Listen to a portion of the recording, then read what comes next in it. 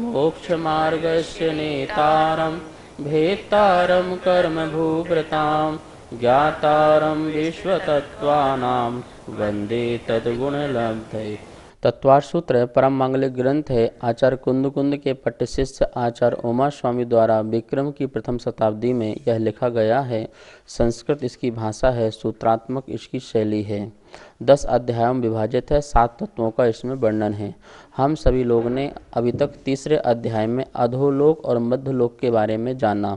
जैन भूगोल एक अपने आप में साइंटिफिक है, वैज्ञानिक है, जिसके माध्यम से हम यह जान सकते हैं कि संसार में जीव कहाँ कहाँ रहता है और संसार की कैसी क्या व्यवस्था है। जैसा कि 3 लोक जो है वो आकृतिम है, अकृत्रिमो खलु, जैसे किसी ने बनाया नहीं है, वो आकृत्रिम है। और इस प्रकार से आकृत्रिम 3 लोक के बारे में अपन ने अधोलोक में क्या व्यवस्था है और मध्यलोक में क्या व्यवस्था है, इसके लिए तीसरे अध्याय के माध्यम से जाना। आचार्य भगवान चतुर्थ अध्याय में, चौथे अध्याय में अधोलोक के ऊपर जो मध्यलोक, मध्यलोक के ऊपर जो ऊर्ध्वलोक है, उसके बारे में यहाँ बताएंगे। ऊर्ध्वलोक में देवों का जो सद्भाव पाया जाता है, स्वर्ग आदि है, वैमानिक देव हैं और सर्वार्थ सिद्धि और सिद्धशिला आदि, इन सभी की अपन जानकारी लेंगे। तो आज अपन जो चौथा अध्याय है उसको प्रारंभ करेंगे। सभी लोग अपनी जिनवाणी में निकाल लेंगे और चौथे अध्याय का जो पहला सूत्र है हम उसका उच्चारण पूर्वक करते हुए आज की यहाँ पर चौथे अध्याय का अध्ययन प्रारंभ करते हैं। देवास चतुर्निकायः, देवास चतुर्निकायः, इस प्रकार से यह सूत्र का उच्चारण हुआ। अब इसका अर्थ बोर्ड के माध्यम से समझते हैं। चतुर्थ अध्याय का सूत्र नंबर 1, देवास चतुर्निकायः। देवास शातक पढ़ेंगे, देवास चतुर, रा को नीचे ले आएंगे, चतुर्निकायः, ये बहुवचन है, ठीक है ना, प्रथमा का बहुवचन, बालका बालको बालकाः, तो इस प्रकार निकायः।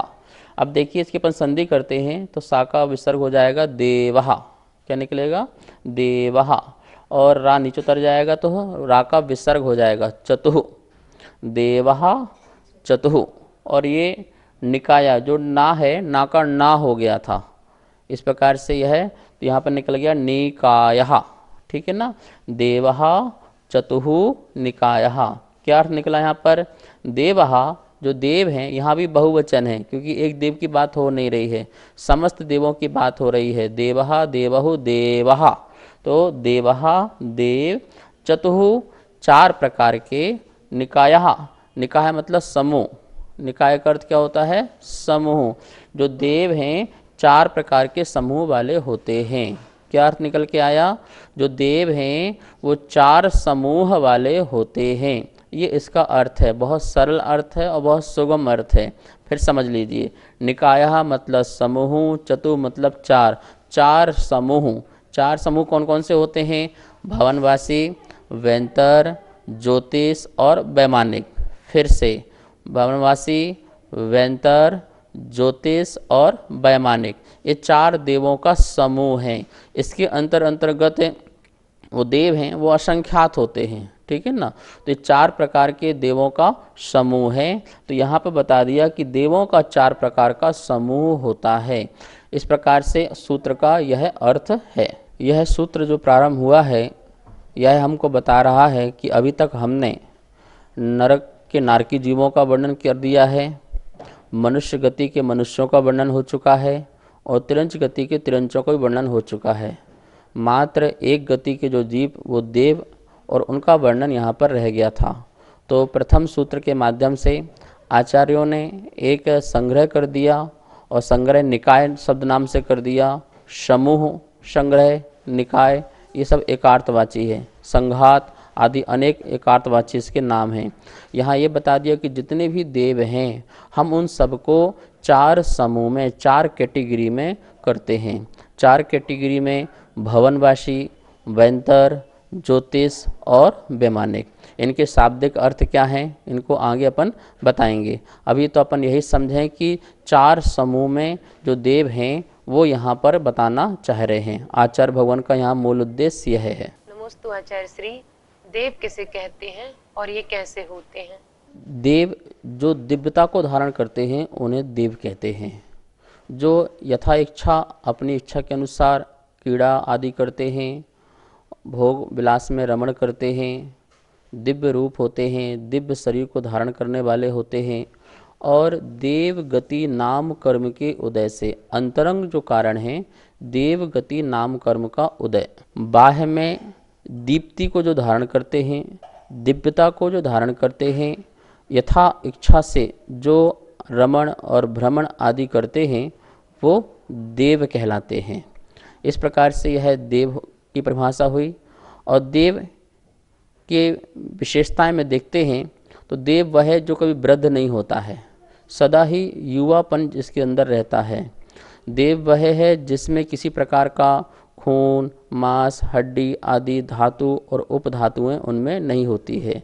देव वह है जिसमें तेज हो, जिसमें ओज हो, जिसमें भोग सामग्री आदि को भोगने की शक्ति आदि हो, जो सौभाग्यशाली हो, जो भाग्यशाली हो आदि अनेक, जो सुख के सौभाग्य सागर में जो रमण करने वाला हो, अपनी जो देवियां हैं उनके साथ रहने वाला हो, और जो विमान में रहने वाले वो विमानिक हो जाएंगे, भवन में रहने वाले भवन वाले हो जाएंगे। इस प्रकार से जो अनेक प्रकार की विशेषताओं को लेकर के रहते हैं वो देव कहलाते हैं। प्रत्येक देव में अणिमा, महिमा, गरिमा, लगमा आदि जो 8 रिद्धियाँ हैं, वो रिद्धियों से वो संपन्न होते हैं। वो अपने विक्रिया से अनेक प्रकार के शरीर को भी बना सकते हैं।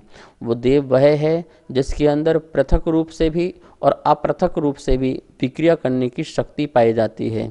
चाहे तो वो अपने शरीर में ही अनेक प्रकार की विक्रियाएं कर सकता है, विक्रिया का मतलब होता है विशिष्ट प्रकार की क्रिया कर सकता है, और चाहे तो वो पृथक रूप से भी अनेक प्रकार के अपने रूप आदि बना सकता है। जैसे सौधर्म इंद्र आदि हैं, अन्य देवों का आप उदाहरण समझते हैं। आपने पंचकल्याणक आदि में देखा होगा, सौधर्म ने कितने रूप बना लिए, कितनी आँखें बना ली, और भगवान को आप अलग दृष्टि से निहारा।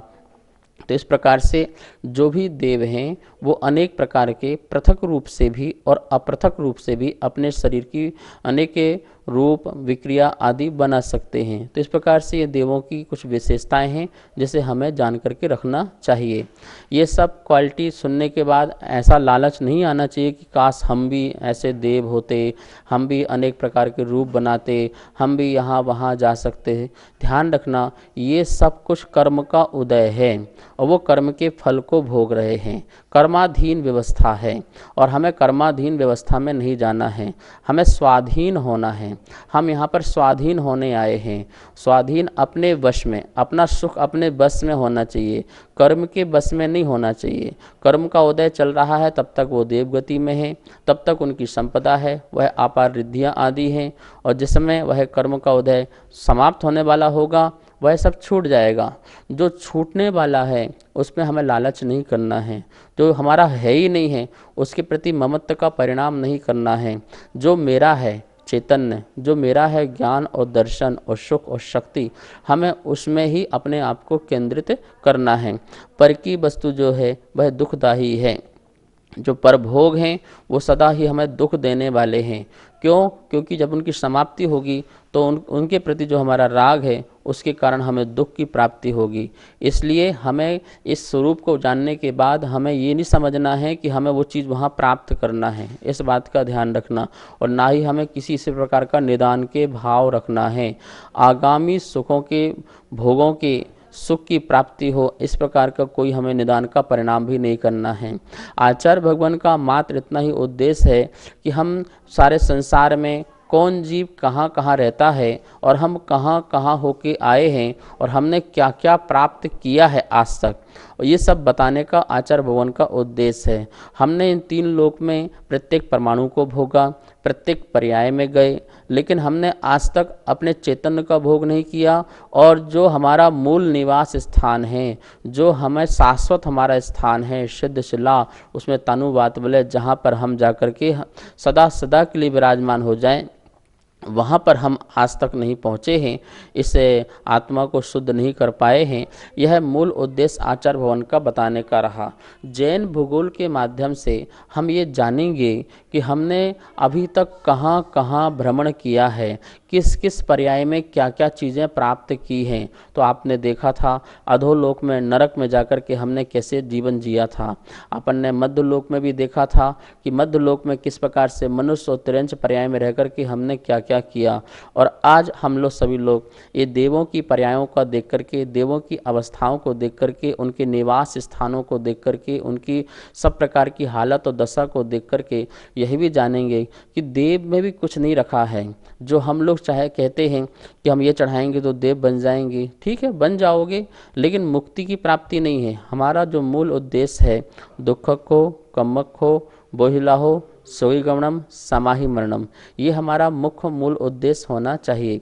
मेरे समस्त दुखों का क्षय हो, मेरे समस्त कर्मों का क्षय हो, बोधि की मुझे प्राप्ति हो, सुगति में मेरा गमन हो, समाधि मरण की मुझे प्राप्ति हो। इस प्रकार के मूल उद्देश्य से लेकर के अपन को चलना है।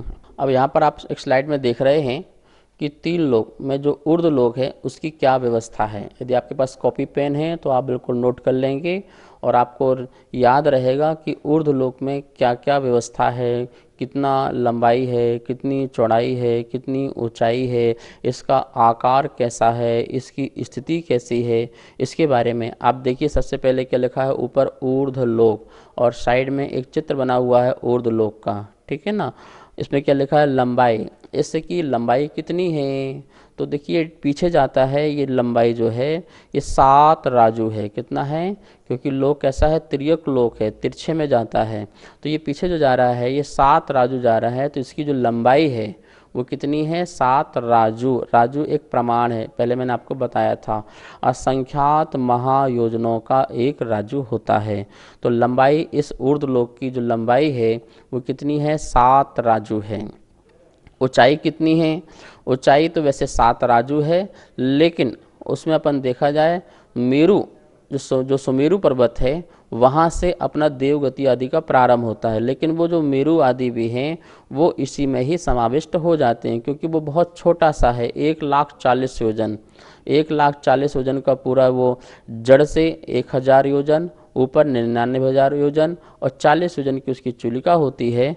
तो अपन देखें उसको कम कर दें, 1,40,000 योजन कम कर दें, इतना 7 राजू में, 7 राजू में 1,40,000 योजन कम कर दें, जो बहुत नगण्य हैं।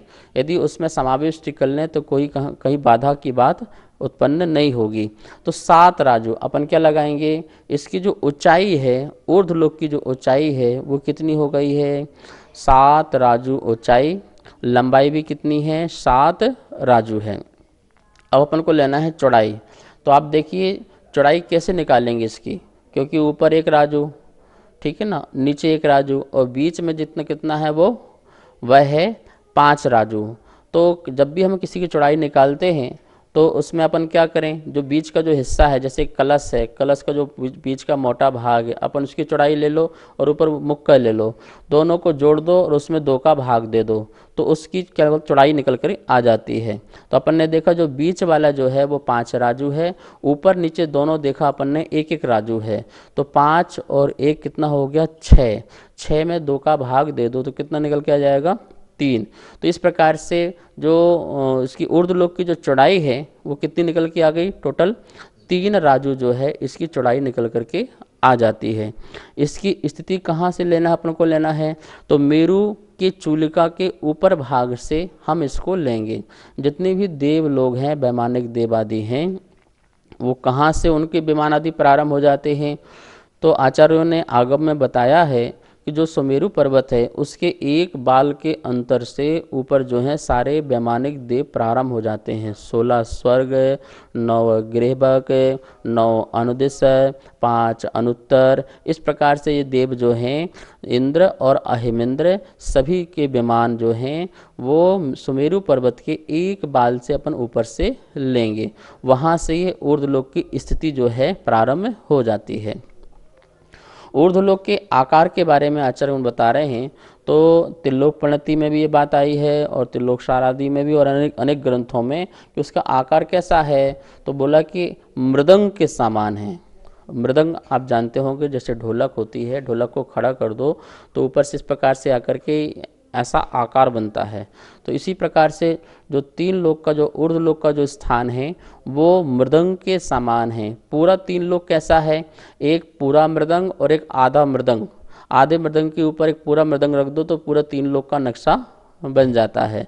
तो ऊर्ध्वलोक की जो स्थिति है, वो जो उसका जो आकार है, जो उसका जो रूप है, आचार भुवन कहते हैं, वो मृदंग के समान है। इस प्रकार से अपन ने ये ऊर्ध्वलोक के बारे में थोड़ी सामान्य सी जानकारी ली, जिससे हमें याद रहना चाहिए कहाँ किस प्रकार से इसकी लंबाई, इसकी चौड़ाई, इसकी ऊंचाई, इसकी स्थिति और इसका आकार है। नमोस्तु आचार्य श्री। ऊर्ध्वलोक में किन जीवों का निवास होता है, कृपया स्पष्ट करें। नमोस्तु। ऊर्ध्वलोक में सर्वप्रथम तो हम ये जाने कि देवों का निवास है, और देवों में भी वैमानिक देवों का निवास है। दूसरा, एक इंद्रिय जीव, क्योंकि एक इंद्रिय की जीव की सत्ता जो है वो पूरे 3 लोक में पाई जाती है, इसलिए एक इंद्रिय जीव। और तीसरे, सिद्ध भगवान। इस प्रकार से अपन देखें तो 3 प्रकार के जो जीव हैं वो ऊर्ध्वलोक में पाए जाते हैं। फिर से समझ लेंगे, एक तो 5 इंद्रिय जो देव हैं वो, और एक इंद्रिय जीव, क्योंकि वहाँ भी कल्प वृक्ष आदि होंगे। और जो विमान हैं वो अपने आप में ही एक इंद्रिय हैं, क्योंकि वो भी पृथ्वी कायिक हैं, इसलिए एक इंद्रिय आदि जीव, एक इंद्रिय जीव। और 5 इंद्रिय में देव और सिद्ध भगवान। 2 इंद्रिय, 3 इंद्रिय, 4 इंद्रिय, ये जो विकलत्र जो जीव हैं वो वहाँ पर नहीं पाए जाते हैं।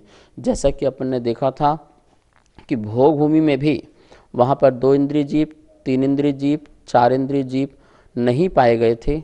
इसी प्रकार से ऊर्ध्वलोक में भी उनका वहाँ पर स्थान नहीं है।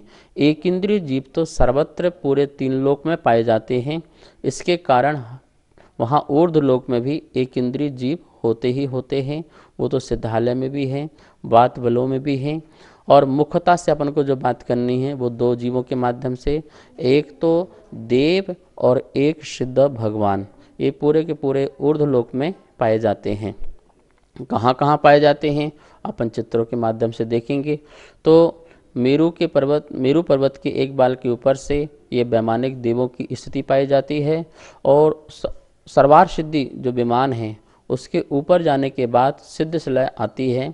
वहाँ सिद्ध शिला एक स्थान बना हुआ है। ध्यान रखना, वो सिद्ध शिला जो है वहाँ पर सिद्ध भगवान नहीं है, वो एक स्थान है जो 45 लाख योजन का होता है, अर्धचंद्राकार। वह जो सिद्ध शिला है वहाँ पर जो सिद्ध परमेष्टि नहीं पाए जाते हैं। उसके ऊपर जो तनु बात वलय है, अंतिम बात वलय है, वहाँ पर सिद्ध परमेष्टि होते हैं।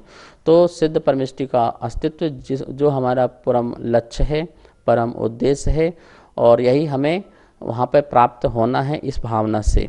ये भी बात ध्यान रखना, कोई भी देव गति से ही सिद्ध शिला में नहीं जा सकता है, अर्थात देव गति से ही जाकर के वह सिद्ध भगवान बन जाए, ऐसा नहीं हो सकता है।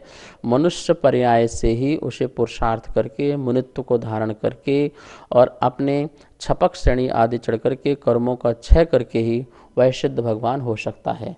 इस प्रकार से ऊर्ध्व लोक में 3 जीव हमने आपको मुख्यतः से बताए, एक तो देव, दूसरा एक इंद्रिय जीव और तीसरा सिद्ध भगवान। यहाँ पर अपन ने देव 4 प्रकार के पढ़े थे, और आप यहाँ स्लाइड में देखेंगे कि 4 प्रकार के देव यहाँ पर नाम लिखे हुए हैं। भवनवासी, वैंतर, ज्योतिष और वैमानिक। भवनवासी किसे कहते हैं उसी के नीचे लिखा हुआ है। भवनों में निवास करते हैं इसलिए इनका नाम भवनवासी, भवनवासी, वास और उस वास को धारण करने वाले वासी देव। तो भवन में निवास करते हैं। इनके बहुत सुंदर भवन होते हैं, रमणीक भवन होते हैं, जिसमें सारी अपार संपदा उसमें दिखाई देती है। ऐसे बहुत सुंदर सुंदर महल इनके बने होते हैं। ऐसे भवनों में निवास करने वाले जो देव हैं उनको भवनवासी देव कहते हैं। दूसरा लिखा हुआ है वैंतर। वैंतर देव कहाँ रहते हैं? नाना प्रकार के देशों में निवास करने वाले। नाना प्रकार के गुफा हैं, वृक्ष हैं, देश हैं, उनमें जो निवास करते हैं वो वैंतर देव कहलाते हैं। जन्म स्थान का एक जगह निश्चित है, रहने का स्थान का निश्चित नहीं है। रहने के लिए इस पृथ्वी लोक में वो कहीं भी जाकर के रह सकते हैं, किसी भी पहाड़ में जाके रह सकते हैं, किसी भी गुफा में जाके रह सकते हैं, किसी भी वृक्षों में रह सकते हैं, किसी भी सूने घर में जाकर के रह सकते हैं, किसी भी किला आदि में रह सकते हैं, किसी भी स्थान में जाकर के वो निवास कर सकते हैं। इसलिए आचार्य ने लिख दिया यहाँ पर नाना देशों में वह जाकर के अपना स्थान, निवास स्थान बना सकते हैं। इस प्रकार से ये वैंतर जातियों का निवास स्थान हुआ। ज्योतिष जो देव हैं, जो ज्योतिर्मय विमान हैं, उनमें जो निवास करते हैं वो ज्योतिष देव हैं। जो हमारे पंच मेरु हैं, ढाई द्वीप में, जम्बू द्वीप में 1, धाती खंड में 2 और पुष्करार्थ में 2, इस प्रकार से ये 5 मेरु हैं। इन 5 मेरुओं की जो परिक्रमा लगा रहे हैं, जो चलायमान विमान हैं, और एक हैं स्थिर विमान। स्थिर विमान जो है ढाई द्वीप के बाहर जितने भी विमान हैं ज्योतिष आदि के, वो कैसे हैं? वो स्थिर विमान हैं। तो जो ज्योतिर्मय हैं, जैसे सूर्य है, चांद है, तारे हैं, नक्षत्र हैं, ये ग्रह हैं, चंद्रमा का पूरा परिवार है, ये सभी जो हैं ये ज्योतिर्मय विमान कहलाते हैं। और ये सभी कहाँ पर हैं? ऊर्ध्वलोक में तो नहीं, मध्य लोक में ही जो मेरु हैं उस मेरु की परिक्रमा लगाते हैं, ढाई द्वीप संबंधी।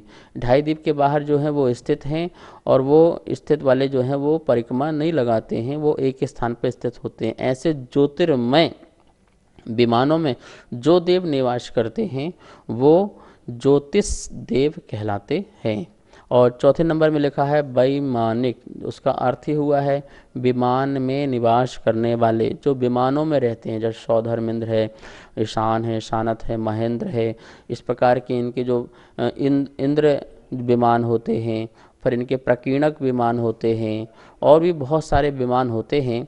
और उन सब विमानों में जो निवास करने वाले होते हैं वो वैमानिक देव कहलाते हैं। इस प्रकार से 4 प्रकार के देवों का जो यहाँ पर सूत्र में बताया था, आप फिर से समझ लेंगे। भवनवासी, वैंतर, ज्योतिष और वैमानिक। भवनों में निवास करने वाले भवनवासी, नाना देशों में निवास करने वाले वैंतर, और ज्योतिर्मय विमानों में निवास करने वाले ज्योतिष देव, और सुमेरु पर्वत के ऊपर जितने विमान हैं उन विमानों में निवास करने वाले वैमानिक देव कहते हैं।